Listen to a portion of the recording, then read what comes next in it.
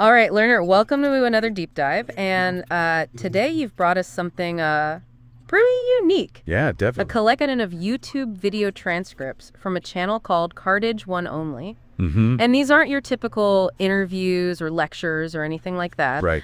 They're much more raw. They're these introspective expressions through things like lyrics, spoken word, even vlog-style reflection. Lots of variety, yeah. Yeah, so our mission together is to kind of wade through all this material and see if we can pull out any insights on things like personal struggle resilience and what seems like maybe the beginnings of a supportive community forming. Yeah, and how all of that ties together. Yeah, and ultimately we're hoping to see if we can kind of understand how one person's very intensely personal journey can shine a light on some, universal human experiences that hopefully you, the learner, can connect with. Absolutely. And I think what struck me right away looking at these sources was just the sheer variety we're talking about.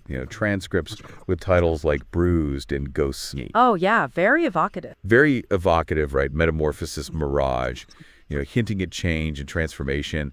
And then you have things like New Addiction confronting like inner turmoil head on and affirmations, acknowledgement, and awakening. Yeah, like these moments of self-realization. Exactly. And then even like slices of everyday life with Midnight Snack, contrasted with these deeper reflections in videos titled like Conflicts with Carnage 1nOnly, Davy Doc dug up even melodic mythologic product. That's a mouthful. It is right. And then, of course, Ministry Mission Statement, Songs of 1nOnly Serve and Practical, and Rewrites Through Ages. It's like this really intimate look into the inner workings of someone's mind. Yeah, it's a lot to unpack, for sure. It is. So one of the first things that jumped out at me when I was going through this material was this really strong sense of an internal battle, like a conflict within the self. Yeah, I noticed that too. You see this a lot in the lyrics of Bruised, with lines talking about war for your minds and feeling like a prisoner of war. It's like such a powerful image. Mm-hmm. What did you make of that metaphor? Well, it's interesting because the internal conflict here isn't really presented as a weakness, but almost as like a fundamental part of what it means to be human, Right. That war for your minds line. It really suggests this constant back and forth we have with our own thoughts and beliefs.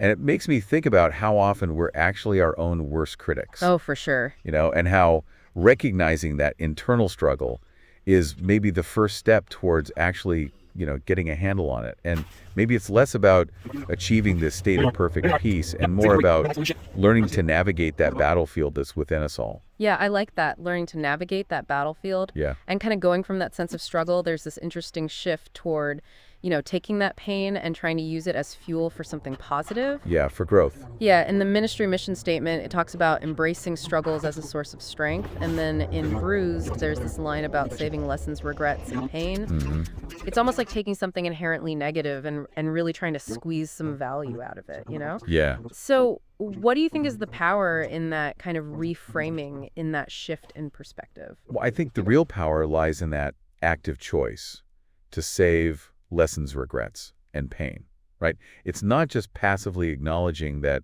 sometimes good things can come from bad things, but it's about consciously extracting value from those experiences. Yeah. Like, imagine a prospector panning for gold.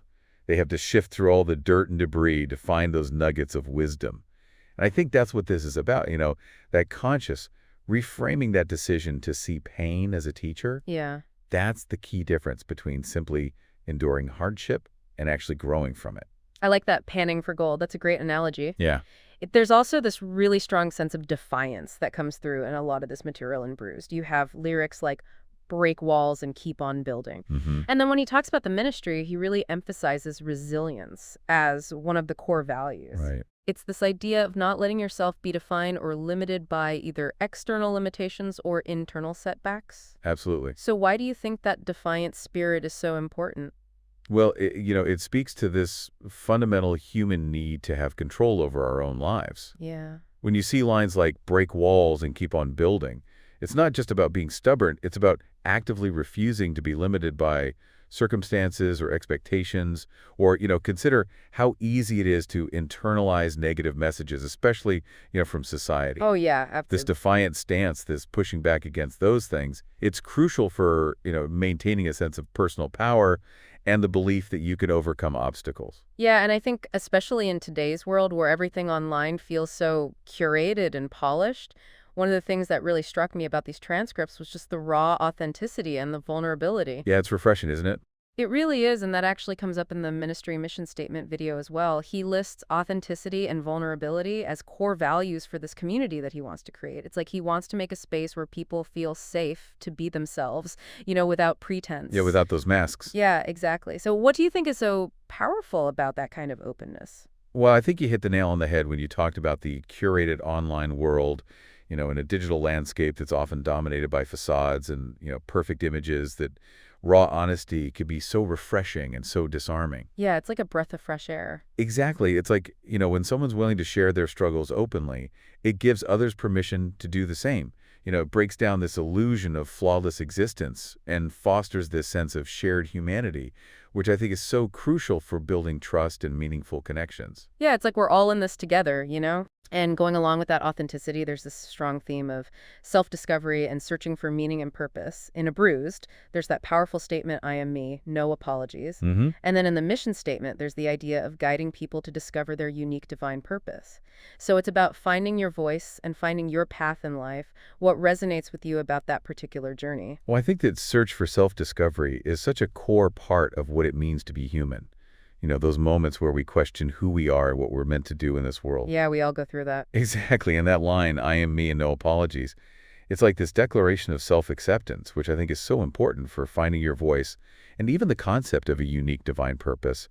It might have spiritual connotations, but at its heart, it speaks to this human desire to feel like our lives have meaning, Right. like we have something special to contribute. Yeah, and it's clear that creative self-expression, especially through music and lyrics, is a really important outlet for Carnage 1nOnly. Yeah, The mission statement actually includes creative self-expression as a core value for healing and growth.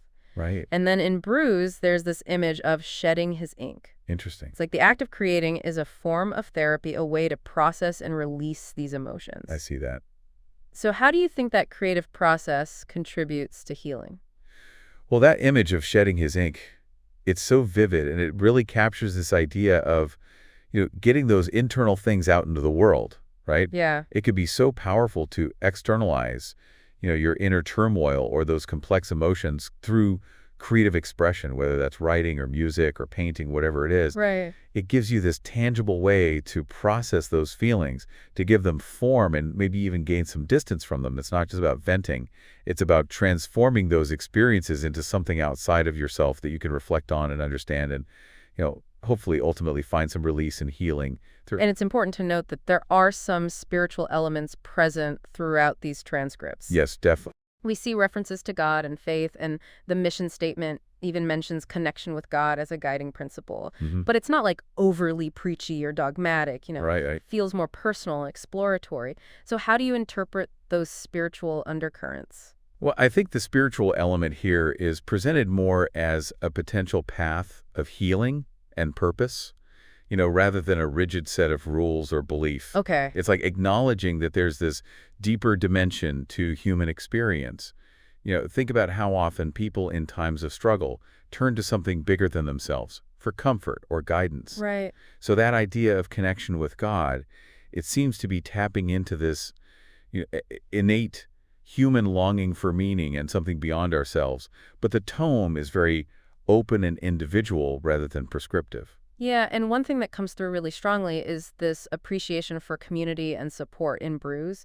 There's a real sense of connection with us. Yeah, with the collective. Yeah, and the mission statement has this clear focus on fostering community. So why do you think that sense of community is so important, especially when you're facing challenges? Well, it speaks to that fundamental need to belong and connect with others. Think about how isolating it can feel to go through tough times alone, but knowing that there are other people who understand, who offer support and encouragement, can make a huge difference. Yeah, for sure. So that sense of us in the lyrics, combined with the mission statement's emphasis on building community, it highlights the power of shared experience, in validating those struggles and providing a network of strength and hope. And it's like you're not alone in this. Exactly. You don't have to carry it all by yourself. Right. The power of language also seems to be a key concept here. In the mission statement, the power of words is actually listed as a core value. Interesting. And then in Bruised, he says, I put these rhymes into words just to give us us. Yeah. It's like he sees words as this force that can shape reality and bring people together on a deeper level. Powerful stuff. Yeah, so what are your thoughts on this emphasis on the power of words? Well, it's fascinating because it recognizes that language plays this active role in shaping how we see the world and how we connect with each other. Right. It's not just about conveying information. It's about building understanding and creating a shared identity. Like you said, just to give us us. Yeah. Words can inspire, they can comfort, they can even hurt. So this focus on the power of words, it acknowledges that, using language intentionally and thoughtfully can be a powerful tool for building bridges, promoting healing, and even, influencing how we see ourselves. Yeah, there's this constant theme of self-improvement and growth throughout this material as well. The mission statement lists continuous self-improvement as a core value.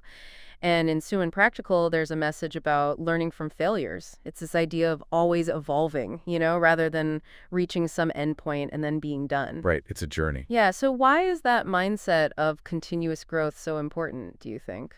Well, it points to what's called a growth mindset. This idea that our abilities and understanding aren't fixed, but they can be developed through hard work and learning. Okay. Think about how limiting it can be to believe that we're just stuck with our current limitations. But when you embrace this idea of continuous improvement, it gives you a sense of agency and hope. Yeah, like you're not defined by your past mistakes. Exactly. And seeing those failures as opportunities for learning and growth rather than, as the end of the world, it's crucial for resilience and for navigating all those inevitable challenges that life throws at us. Yeah, and ultimately it feels like overcoming adversity is that central theme that ties everything together. I agree. It's the final core value that he lists, and the creator's own journey, which we're kind of getting glimpses of through all this material, seems to embody this idea of finding inner strength and pushing through despite facing so many challenges. So how do you think that theme of overcoming adversity resonates with the broader human experience? Well, overcoming adversity is such a universal part of being human.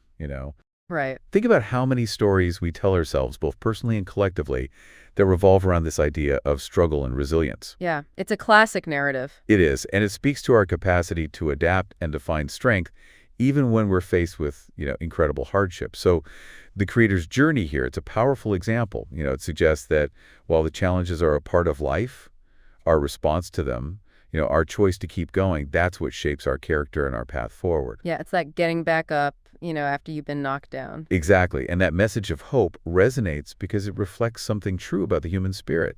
We have this incredible ability to overcome. Now, let's talk a bit more specifically about this ministry idea that he keeps mentioning. The ministry mission statement video really lays out the foundation for it. Yeah, that's our blueprint. Yeah, so when you look at the actual mission statement, it says, to foster a community of healing and hope, guiding individuals, especially the youth, to discover their unique divine purpose, embrace their struggles as a source of strength, and find their voice through self-expression and connection with God. It's quite a statement. It is. It's pretty comprehensive. So in light of everything we've talked about so far, are there any phrases or elements in there that stand out to you as particularly significant? Well, I think what strikes me is just how multifaceted it is.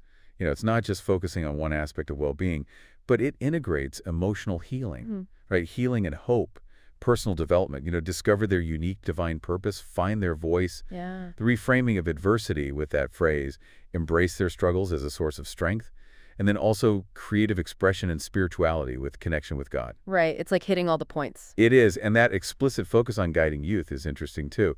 It suggests a real desire to impart these lessons and values to the next generation, which, makes sense given everything else we've seen. Yeah, it's like passing the torch in a way. Exactly. And then there's this really interesting detail that he mentions in one of the videos. He talks about a UFO sighting that happened around the same time that he had a dream about starting a ministry. Oh, wow. Yeah, that's a bit out there. It is. It's this very personal and somewhat unexpected detail to include. So how do we even begin to interpret something like that within the context of this whole narrative? Well, it's definitely a curveball, right? And it could be interpreted in many ways. On a personal level, it might represent this moment of, profound significance for him, like a feeling of being guided towards a particular path. Yeah, almost like a calling. Exactly. And it adds this layer of mystical inspiration to the more practical aspects of building a community. Right. So whether you take it literally or symbolically, it speaks to a deep sense of purpose, that feels divinely inspired to him. And I think it underscores just how personal this whole journey is and the motivation behind it. Yeah, it adds a whole other dimension to it. It does.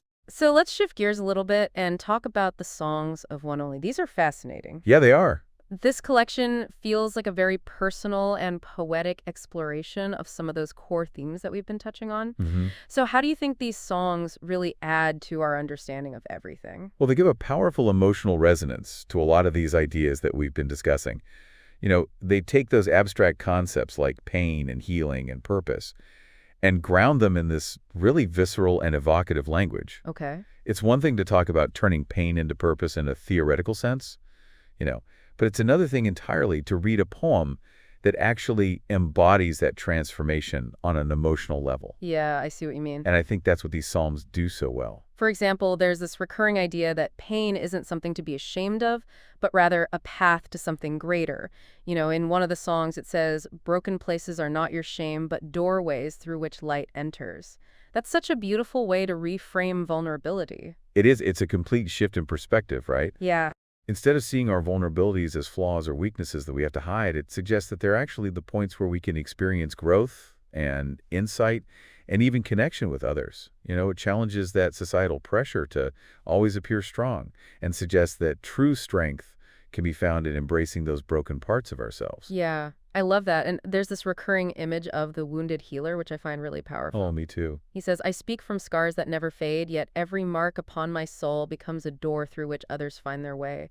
So it's this idea that our own struggles can actually become a source of empathy and guidance for others. Right. It's like our wounds become these points of connection. Yeah, exactly. So how powerful is that concept of shared vulnerability? Well, it's a really profound idea. The wounded healer archetype suggests that our experiences with suffering, they don't disqualify us from helping others. In fact, they actually equip us to connect and support others on a deeper level. Right, because you've been there. Exactly. It implies that true understanding and empathy often come from shared vulnerability. It's about recognizing that our scars, they can be a testament to our resilience and a beacon of hope for others who are going through similar things. And the songs also bring us back to this idea of the power of words. In one line, he says, "Every syllable a seed of change, plant hope in soil of deepest pain." Yeah, I underlined that one too. It really reinforces that belief in the transformative potential of language. Right. It goes beyond simply conveying information. It suggests that words have this power to plant seeds of hope and possibility, even in the darkest of times. Yeah, and it highlights the intentionality behind his use of language. It's not just self-expression, it's his active force for change and healing. I agree. There's also this really beautiful and almost paradoxical idea that you can find truth in pain. In the lines, "Truth vibrates at frequencies that only broken hearts can tune to." What does that tell us about understanding and empathy? Well, it's this really profound insight. It suggests that maybe it's through those experiences